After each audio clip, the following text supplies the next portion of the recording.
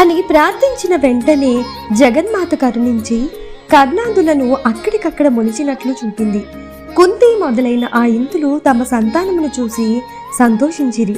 అయిందా, మీ కోరిక తీరిందా అని వ్యాసుడు అడగా అందరూ వ్యాసునకు నమస్కరించి, మహాత్మా, నీ దయ వల్ల మా కన్నుల కరువ తీరా కన్నబిడ్డలను చూడగలిగినాము అన్నారు. వెంటనే వారు స్వర్గానికి పోయేట్టు చేసి వస్తానని వ్యాసుడు వాళ్లతో వెళ్ళాడు.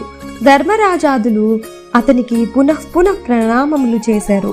తరువాత ధర్మరాజు తల్లిదండ్రులను సెలవొంది సర్వజనులతో హస్తినకు పోయాడు. ఇంకా 3 దినాలయ్యిందో లేదో నారదుడు హస్తినకు వచ్చి ధృతరాష్ట్రాదుల మరణవార్త చెప్పాడు. ధృతరాష్ట్రుడు, గాంధారి, కుంతి కారు చిచ్చు చుట్టుకొని మరణించారని, తీర్థయాత్రకు పోయిన సంజయుడు అలాగే ఒక చోట తనువు త్యాగం చేశాడని ఆ వార్త.